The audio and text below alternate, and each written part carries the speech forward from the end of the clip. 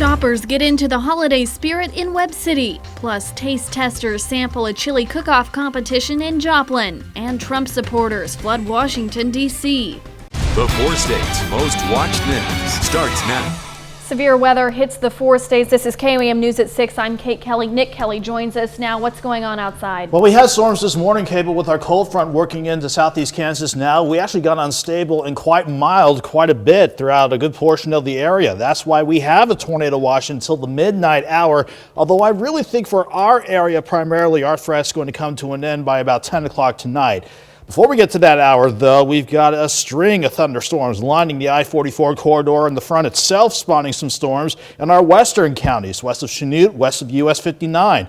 The warnings we have out there right now is for Dade, Lawrence, Jasper, Newton, Barton, Cherokee, Craig, and Ottawa until 6:30. These storms organizing into a line, but within the strongest parts of these lines, we're seeing quarter-size hail and wind gusts pushing near 60 miles per hour. Not only are we watching that, we're watching the front itself, creating another line of developing rain and thunderstorms. Once we get that line through the area, that's going to be an end to our severe threat later on tonight and leading to a quiet week ahead of us. We'll break down what to expect for tonight and look at our quiet week ahead of us, all coming up in the bit, Kate. All right, thanks, Nick. Trump supporters gathered in Washington, D.C. to rally while the president, who has made unproven claims of voter fraud, still has not conceded the election. Trump has just 67 days left in office. Meanwhile, President-elect Joe Biden is working on a transition to the Oval Office in January. CBS News correspondent Michael George has more from New York. President Trump delighted, cheering supporters with a drive-by at a so-called Million MAGA march in Washington, D.C. The message of this event is to demand transparency and to protect election integrity. Crowds backing the president also gathered outside the U.S. Supreme Court, where they were met by counter-protesters. And his supporters took to the streets of Atlanta. As President Trump still refuses to admit election defeat, the government is restricting access and funding to President-elect Joe Biden's transition team. In a statement Friday, former Trump White House Chief of Staff John Kelly said, in part, "The delay in transitioning is an increasing national security and health crisis. The current administration does not have to concede, but it should do the right thing, just in case the constitutional system declares they lost." In a Rose Garden speech Friday, President Trump seemed to allude to change ahead as he discussed the coronavirus, which is spiking across the U.S. This administration will not be going to a lockdown. Hopefully whatever happens in the future, who knows which administration it will be. I guess time will tell. In a tweet, President-elect Biden called the federal response to the pandemic woefully lacking and urged President Trump to do more to battle the virus now. On Saturday, Biden took a break for a bike ride with the next First Lady, Dr. Jill Biden, near their Delaware beach house. Michael George, CBS News. The Department of Homeland Security issued a statement calling the November 3rd election the most secure in U.S. history. There's nothing quite like chili on a cold day, and Hideout Harley-Davidson in Joplin took advantage of people's appetites to help out a cause close to their hearts. Hideout hosted a chili cook-off, inviting the community to put their cooking skills to the test for a small entry fee of $5. Customers judged the dropped-off samples. Money raised goes towards the Bikes for Tykes fundraiser, providing bicycles for kids at Christmas time. The group partnered with Children's Haven in Joplin to collect as many bikes as they can to donate. We've set up donations to where anyone can come by anytime, and whether it's $1 or however much they want to donate, they can stop by anytime from now till the 22nd of next month and donate, and then we'll gather all that money up right before we take the bikes, and we'll go buy however many more we can and then get them all dropped off. Bikes can also be donated at the Hideout Harley-Davidson location in Joplin. So far, they have around 22 bikes. You may have already started your Christmas shopping, and many people are right there with you, especially over at the 4th annual Holiday Merry Market event in Webb City.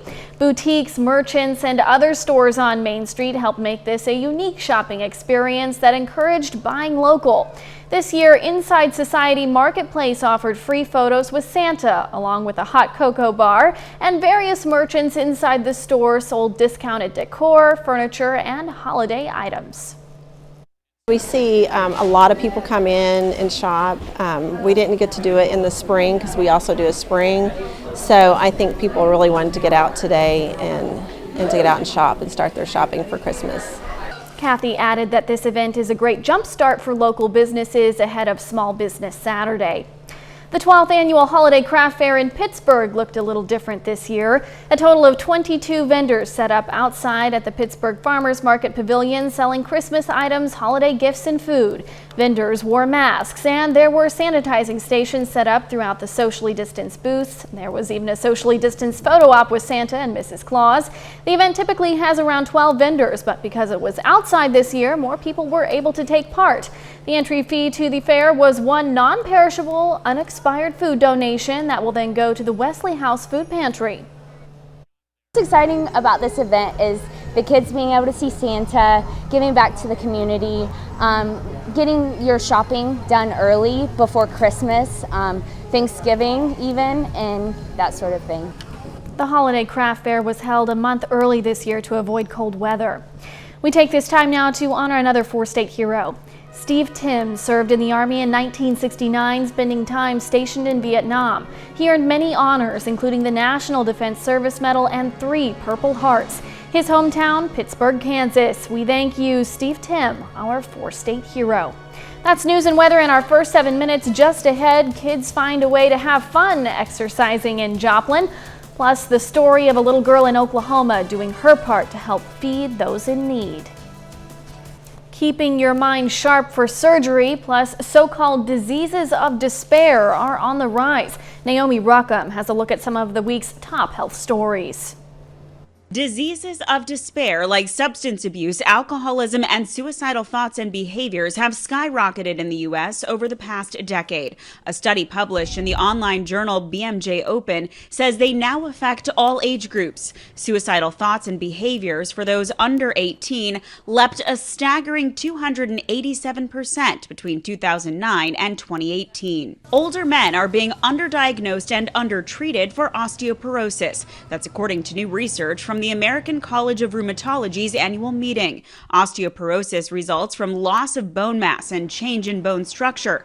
Researchers say screening recommendations need to be more consistent for men. And playing brain games before surgery can help a patient's recovery. The study at the Ohio State University Wexner Medical Center found patients who did up to 10 hours of brain exercises in the days leading up to surgery cut their risk of post-operative delirium by more than half.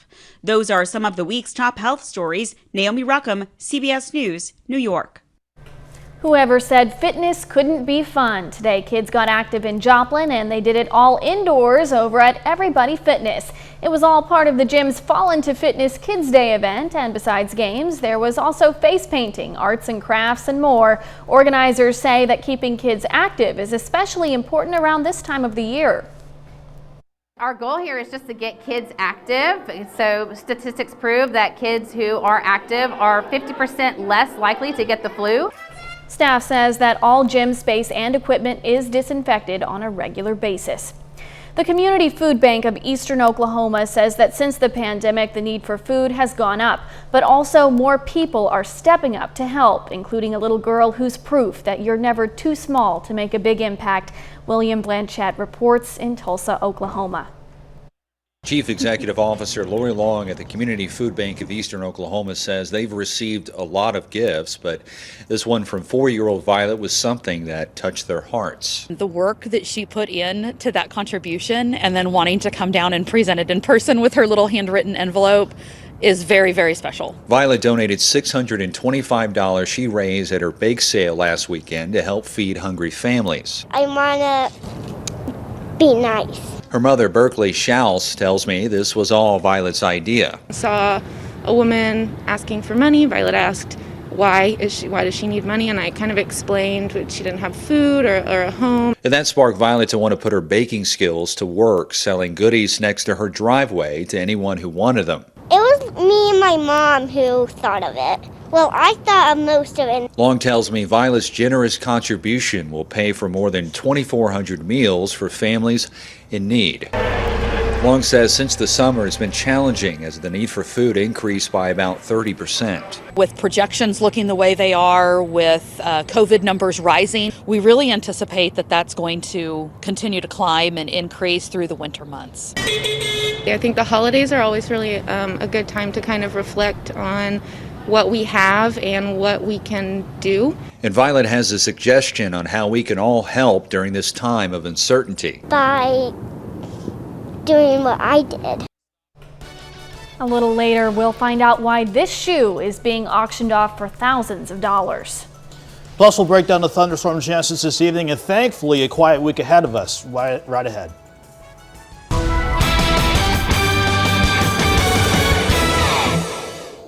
After thunderstorms this morning, we had a break in the afternoon, but partly sunny skies allowed some of us to turn unstable, and that's what's leading to a tornado watch for areas along and east of 69 until midnight at the latest, even though I really think we'll wind down our chances for rain and storms by about 10 o'clock tonight. Doesn't change the fact that after we had a good batch of morning rain and thunderstorms, we actually had not just one line of storms fire up along the 44 corridor, but another line working through southeast Kansas right now. This line working through the Kansas side, that's just ahead of the cold front. Once we get that to sweep through, we're going to be looking quiet and good for the overnight ahead of us and certainly for tomorrow. But in the meantime, let's focus on the warnings that we have out there right now. Severe thunderstorm warning stretching from Stockton Lake down through Greenfield, Golden City, southeast of Jasper, working in the Red Oak, passing to just to the southeast of Carthage.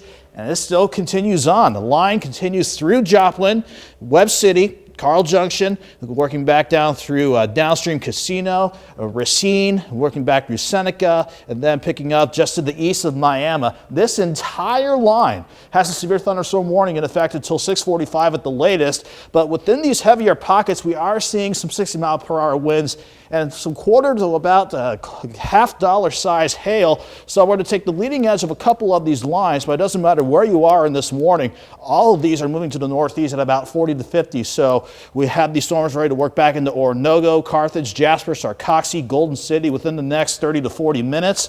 And then we've got the batch near Greenfield and Stockton Lake getting ready to work deeper into the northern Ozarks north of Springfield. And then, of course, we got that main line out to the west. And again, nothing severe with that, but that's the cold front. And once that sweeps through, we're going to put an end to the severe threat tonight. 66 in Joplin right now, cloudy with thunderstorms working back into the area. But you can see while most of us are mild, upper 60s, lower 70s, we got the northwest winds working into our northwestern counties now. 66 in Yates Center, that's the cold front on the way in, wanting to put an end to our thunderstorm chances. But there's still a little bit of ways to go, and at least we're not alone in dealing with this. Look at how the tornado watches cover a good portion of Missouri, going back into northeast Oklahoma and northwest Arkansas, because we got a good upper level system passing by, and of course the front itself. But like I've been saying over and over again, it's worth reiterating too.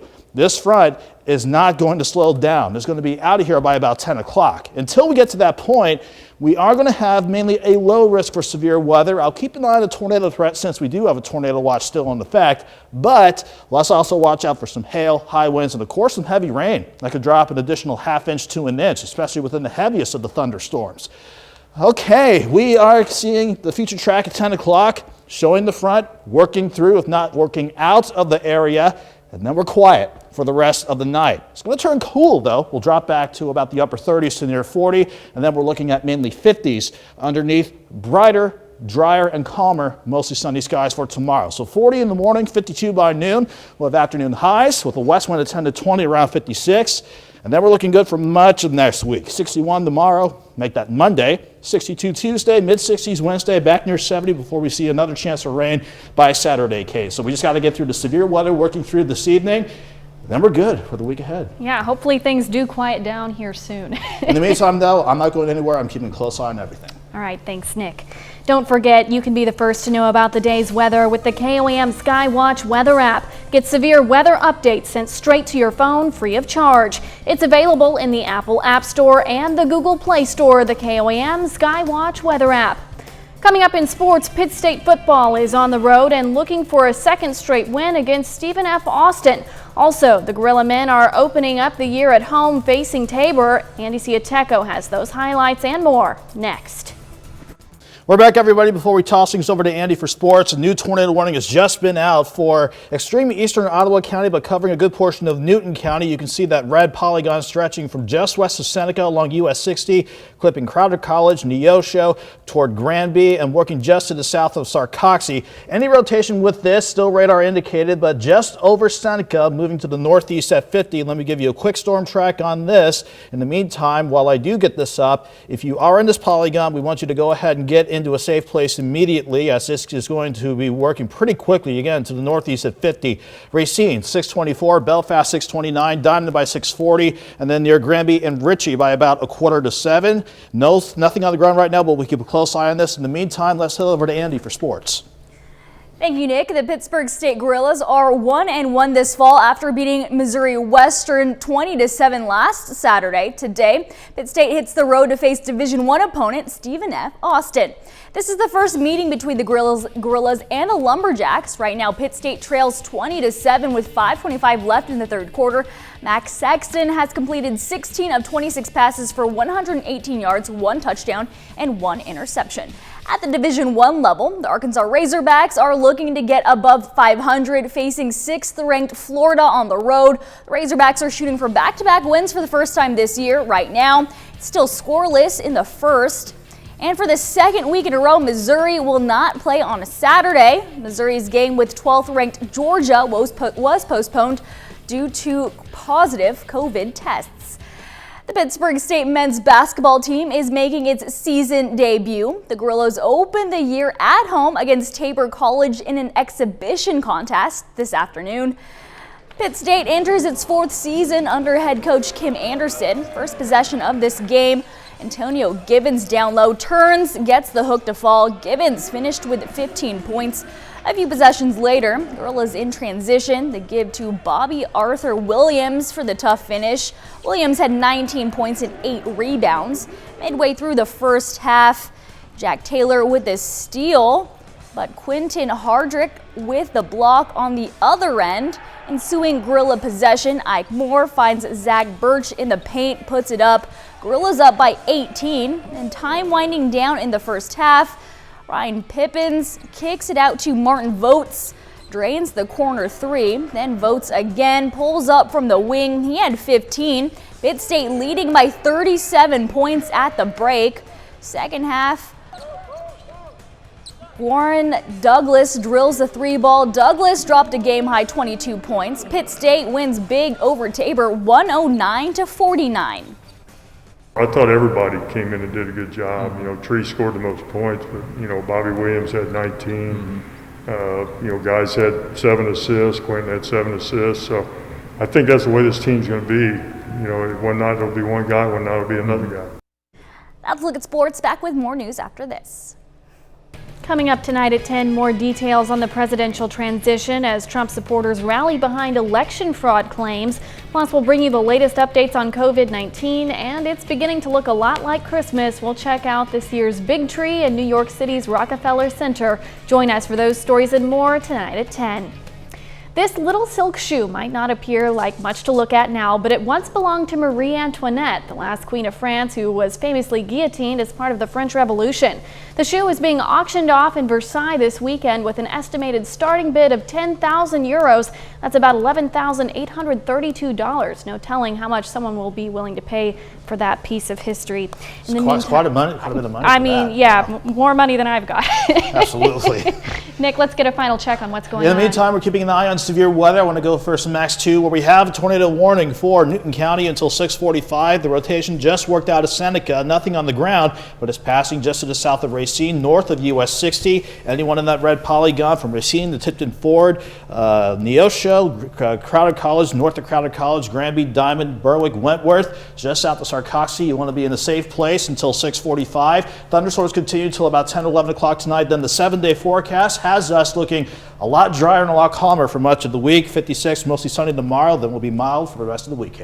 All right, thanks, Nick. Thanks for watching. We'll see you right back here at 10.